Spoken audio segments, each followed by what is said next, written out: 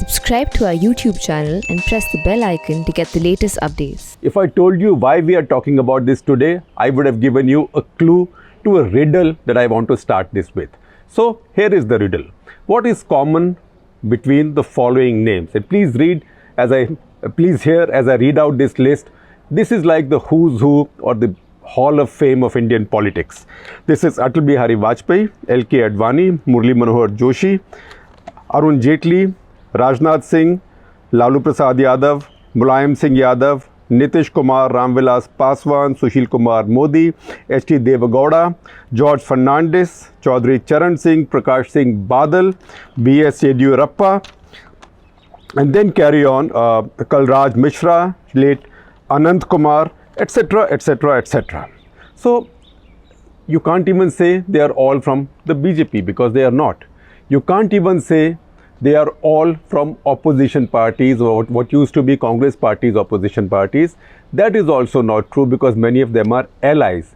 Then if you think that Congress people are not in this list, so I will tell you, there is Siddaramaiah, the former Chief Minister of Karnataka, now senior Congress leader in Karnataka, and also Shankar Singh Waghela, who until yesterday was a member of the Congress party, a senior member of the Congress party. He's been feeling ignored, obviously, because people switch parties looking for some spoils of power, and when they don't get them, they begin to complain. So Waghela had defected from BJP to the Congress party, the biggest, the most prominent BJP RSS defection to the Congress party yet.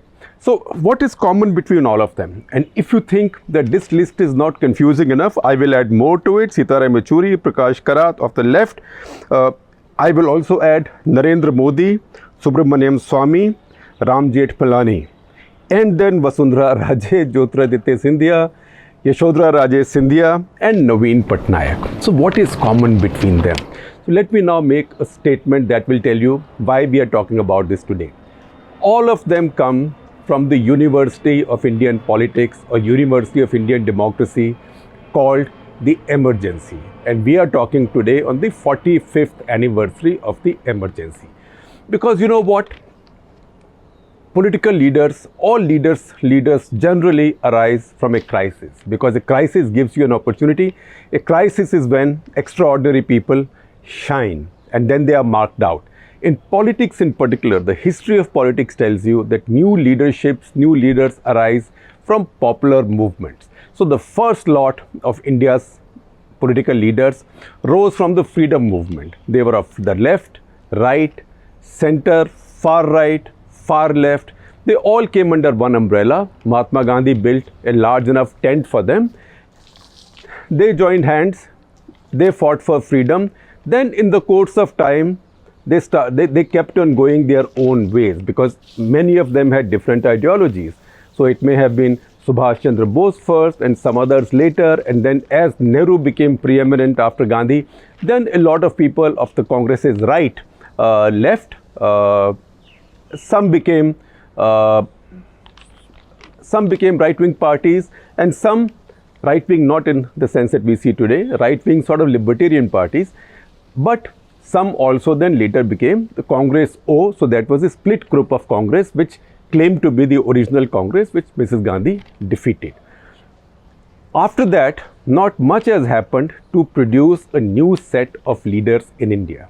So the next such event to produce entirely a new crop of India's political leaders was the Emergency. So what's common between all these, and why do I say they are all students, all alumni from a University of Democracy called the Emergency? Because all of them or their parents, in case of Naveen Patnaik, Vasundhara Raje, Yashodhara Raje, so all of them or their parents from whom they've inherited the legacy were in Mrs. Gandhi's jail during the Emergency. Some for a short while, some for a long while. Of these, I'd say that there are variations. Some were in jail for 19 months, some were in jail for a much shorter period like say Prakash Karat, and also some were not in jail, but still they were fugitives during the Emergency. Narendra Modi, you've seen pictures of him in a Sikh beard and turban. Subramaniam Swamy, who worked up underground and then went overseas and make a surprise appearance in India and again disappeared. Ram Jethmalani, who had a warrant against him but somehow was able to escape to Canada. So Jethmalani and Swami lived overseas for quite a lot of the time. Narendra Modi, in fact, when Swami went to Gujarat to meet an important then Jan Sangh functionary, he was received by a young Narendra Modi. That is something you read in Kumi Kapoor's book on the emergency. So all these people are emergency pirit, or all of them are victims of the emergency. That is one way of looking at it. The other way is that if they had not been sent to jail and if they had not fought back together against Mrs. Gandhi during the emergency, then this wonderful panoply of opposition leaders would not have come up in India. And they are not just opposition leaders now, an entire generation of non-Congress leaders has come up across the country. There are some Congress leaders also, as I mentioned to you, Siddharamaiah and Shankar Singh Baghela. But those are exceptions. Essentially, Mrs. Gandhi unwittingly, obviously this wasn't her purpose. Her purpose was to destroy all opposition and break their will. But that is now not how it works in democracies. What she did was she locked all these people together. So if the emergency was their university of democracy, then the jail was their classroom. They were not all in the same jail. They were scattered in jails all over the country. But I am saying metaphorically that the jail was their classroom. So today, it's almost not possible to find anybody in national politics outside of the Congress party who did not spend time in her jail or whose parent or a close family member did not spend time in jail. In fact, today we have an article on the print.in by Gopal Krishna Agrawal, who is a BJP national spokesman. In fact, I'll give you a link of that article, who was jailed as a 13-year-old because he shouted slogans with a couple of other children, and they were locked up for some time in what was called a jail for minors, such as those jails are and such as those jails were those days. And even he spent 3 months in jail. So each one of these people rose to something. If you look at Narendra Modi's cabinet, even today, anybody over the age of 60 there has spent time in Indira Gandhi's jail. So that is how Indira Gandhi actually funnily set up this University of Democracy, of which she was the founding vice chancellor and dean. Of course, in the process, it built this marvelous opposition to her, because of which finally everything takes time growing up. And as this matured, this leadership, and they took away Congress party's vote banks and Congress party's central proposition to, in some cases, to mainstream Hindus, and in some cases to marginal sections. It could be the Dalits, it could be the other backward castes, it could be the Muslims. As others rose, Congress party lost out. And I dare say that if Mrs. Gandhi had not committed this blunder of the emergency, during which she locked up all these people in jail and gave them this big halo and aura, martyrdom, also they paid the price, they paid their dues. It's not a nice thing to be in any jail, not even for a day. To have your liberty taken away is a very painful thing. In this case, it happened for 19 months or thereabouts for most of these people. And other things happened. Because they were locked up in jail, they had to spend time together. I hear accounts from Mr. Advani and others of how people who were otherwise bitterly opposed to each other, the socialists, Lohiites, the Jan Sanghis, they all playing volleyball together in jail. Because what do? You play together, you hang around together, you exchange thoughts and notes, and you also then figure out who their common adversary is. And that's when these national coalitions began to come into place. So we saw after the emergency, Jayaprakash Narayan, who was also detained during the emergency, and I will tell you just in a minute towards the end something about him. He put them together and they joined together in a party called Janata Party. That did not last. It did not last on what was called as the dual membership issue. So the socialists there and the secularists there said that you can't be a member of two organizations, which means people like Advani, Vajpayee, Vijay Kumar Malhotra, they could not continue to be members of the RSS while being members of the Janata Party. So that became the ideological basis of the breakup, but there were also many personal antagonisms and personal rivalries, because everyone thought everyone else as an equal. Even Morarji Desai was seen as an equal. They might have all spent time in jail, but if Morarji could become Prime Minister, why couldn't Charan Singh become Prime Minister? Or why could, in the course of time, why couldn't Jagjeevan Ram become Prime Minister? So there were many competing ambitions. But see the marvel of politicians being thrown together in jail. Until then, the Akali Dal and the Jan Sangh then, which is the earlier form of the BJP, until then, Akali Dal and the Jan Sangh in Punjab were sworn enemies. They could not stand each other. In fact, the entire Punjabi Suba movement, which was a demand for a Punjabi-speaking state to be carved out of what was then combined Punjab, which later became Punjab, Haryana, Himachal. There, the RSS and Jan Sangh opposed the Akali Dal, and I have seen those processions on the streets, I have seen those riots on the streets. It wasn't a good relationship at all.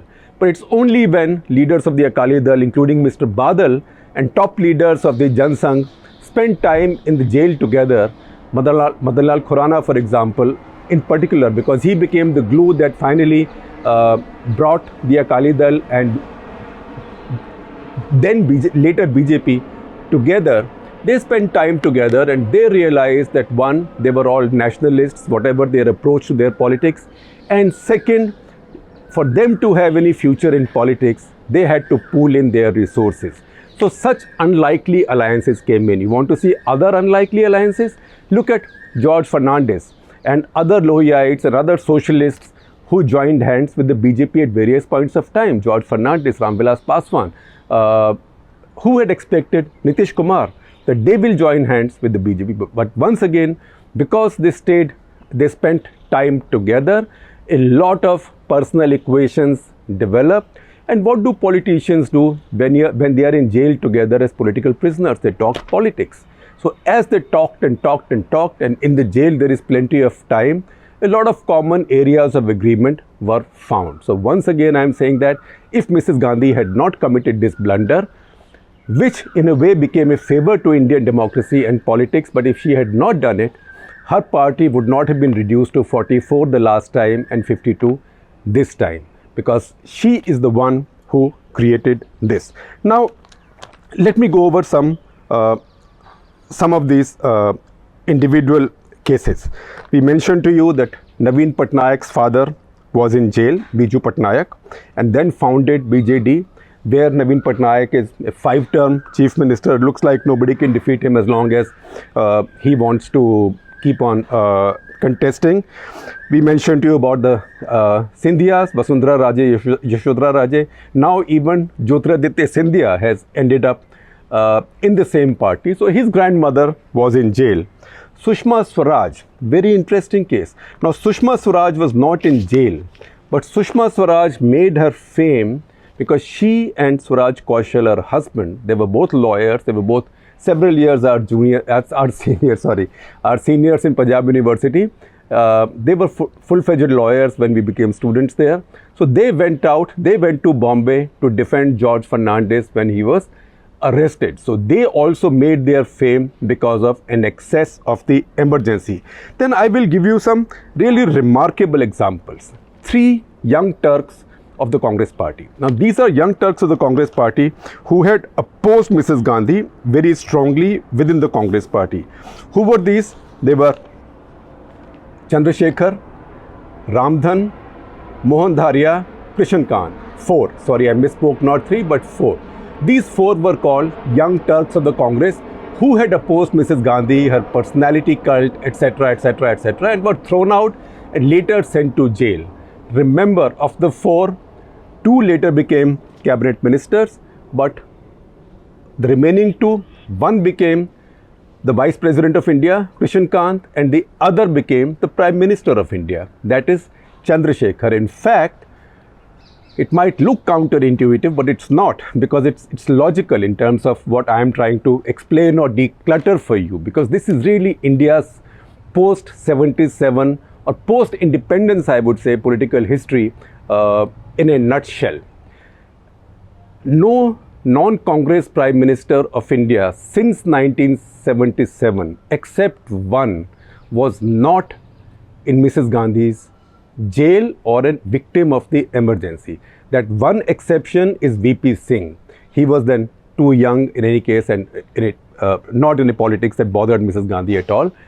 Inder Gujral, you might say, he was not in jail, but he lost his job during the emergency because he opposed the emergency and he questioned Mrs. Gandhi's policies. So, if now in 45 years, in fact in 47 years, nobody has been able to become Prime Minister of India who was not either in her jail or her victim. Narendra Modi was her victim because he had to stay in disguise and hide.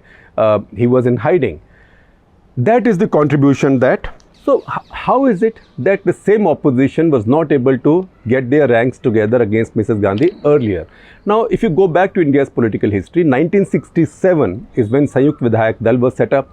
There was a lot of disaffection in the Congress. A lot of leaders were going out and others were coming in. So, Sanyukt Vidhayak Dal gave Mrs. Gandhi a scare in 1967 but could not win. And then as the Congress split and Mrs. Gandhi took that hard left or socialist turn, Congress's old organization, it was called Congress O as an organization, it was dismissed as Congress Old, and Indira Congress was the new Congress. So by 1971 elections, these opposition parties had set up a grand alliance. That could not stand up to Mrs. Gandhi because Mrs. Gandhi just said, वो कहते हैं इंदिरा हटाओ, इंदिरा जी कहते हैं गरीबी हटाओ. So in 1971, it was a killer slogan and these people did not have a sufficiently strong appeal against her. And then they did not stay together. They kept on breaking up, rejoining, breaking up, rejoining on ideological grounds, other grounds. So they basically had three charges against Mrs. Gandhi. One, that she is perpetuating dynastic rule. Correct. Second, that she indulges in authoritarian politics. Second charge also correct. Third, that she has enforced the emergency. Now, if you bring in the third one, only then the first two are taken as proven. So a lot of the voters who were not convinced and a lot of the leaders who were not convinced that she was such a big threat to India's democracy because of her dynastic politics, because of her authoritarian politics and corruption, the three things, the emergency convinced them. It convinced many of these voters in the middle. It also convinced many of these leaders of various ideologies to sink their ideological differences and get together and to defeat Mrs. Gandhi. To that extent, you don't like the my parallel of jails being universities or classrooms. I can say if these were going to be the troops of tomorrow, of the opposition or generals of tomorrow, then the emergency jails were the boot camps that Mrs. Gandhi set up for them. Now see what happened after that and check out our proposition that political leaderships rise from mass movements. Since the emergency, what mass movements have taken place which have produced our leaders? So one would be the Mandal phase of 1989 onwards. Then the BJP produced leaders, Vinay Katyar, Uma Bharti, many others. I am not sure if Yogi Adityanath emerged at that time, but maybe he did. Maybe somebody can tell me more about it. Kalyan Singh, on the other hand, was in jail during the emergency, so he doesn't count there. And some leaders came up at that time also on the Mandal side. So Lalu, Mulayam, who had become leaders earlier, now rose because of Mandal. And because of Mandal then, in that milieu, Mandal versus Mandir, also Kanshi Ram and Mayawati rose. So these people rose out of that mass movement. That was the second one after the emergency, but a small one confined to the Hindi heartland. To an extent, you can say even Deve Gowda, but Deve Gowda, as I told you, had the emergency box checked on his CV. Then you had the Anna Hazare movement, which I had also written then, is one more mass movement that will now produce leaders for tomorrow across parties. And once leaders are produced, they move across parties as the emergency showed us. That, however, so far has been a disappointment because what is left of Anna Hazare movement is one preeminent leader, one other leader who's respected but works in the shadow of the other preeminent leader, that is Kejriwal and Sisodia, but both with a very local appeal, and then a bunch of very articulate spokesmen and two very respected dissidents, that is Yogendra Yadav and Prashant Bhushan. So once again, look at where leaders come from. Leaders come from mass movements. Leaders also come from processes where they pay their dues. So the emergency is something where Mrs. Gandhi unwittingly made so many of these bright, reasonably young people pay their dues, and in the process, she basically prepared the ground for Congress party's destruction that has now lasted almost 3 decades. Never mind that Congress party has come to power twice during these decades. And I told you, I will tell you something about Jayaprakash Narayan in conclusion. So here it is. During the emergency, he was detained, but not in a jail. He was far too respected and far too sick to be kept in a jail because he had uncontrolled diabetes. And remember, in 1975, 6, 7, diabetic care was not a fraction as good as it is now. And his kidneys were not in good shape. So he was detained in the PGI, or what is in its full form, Postgraduate Institute of Medical Education and Research in Chandigarh. My first beat as a reporter, among other things, was the PGI in Chandigarh in 1977 as I joined the Indian Express, and the paper started there after the emergency. Now, as that started, there was a big controversy because while JP was in detention, his kidneys completely failed. In fact, that is when India imported its first dialysis machines in Jaslok Hospital in Bombay, and we all heard about something called a dialysis machine. Also, dialysis machines that used to be very big and cumbersome, not like they are today. So this was imported for him, and JP's kidneys became a big national story. And there were insinuations and suspicions that Mrs. Gandhi had conspired with the doctors at the PGI in Chandigarh to get his kidneys damaged. There was an inquiry held in that under a Dr. Alba who came from Bengaluru, I remember, and because I was covering that institute, I was also covering that story. So it was in the course of doing that story that Raj Narayan, who was then the maverick health minister of India, remember, Raj Narayan was the original Lalu Yadav of Indian politics.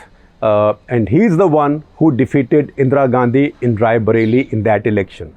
He was health minister, and PGI is under the health minister's charge. So he came to the PGI to talk to doctors, but essentially also to figure out what had happened with JP's kidneys there, and to also give a political message to JP's followers that the government was serious about it. It just so happened, reporters' luck, that I happened to be at the PGI. So you see a couple of pictures of me with Raj Narayan and then director of PGI, Dr. Chutani, with a shaven head. He used to shave his head, unlike me. So like all socialists, Raj Narayan had a lot of time for journalists, even if they were young, unknown journalists. So he had me sit next to him in a car, sort of pack into the car with him. He chatted me for a long time. So see these pictures, they take you back 43 years. Also, don't miss the fact that I'm still wearing my college blazer with the college crest on it.